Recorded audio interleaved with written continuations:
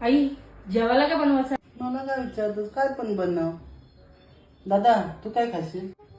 मी मस्तपैकी आहे ना पनीर चिल्ली, आज उपास आहे ना, मस्तपैकी पनीरचा काहीतरी बनवून झणझणी असा, आणि आहे ना राईस बनव असा भारी आपला. ओ इकडे या. काय? हा आलो आलो. काय ग? काय ग तुम्हाला काय सांगितलेलं मगाशी? कोणच्या समोर विचारला की काय सांगायचं? जेवायला काय पाहिजे? डाळ भात बोललो ना, मग ती पनीर चिल्ली पाहिजे.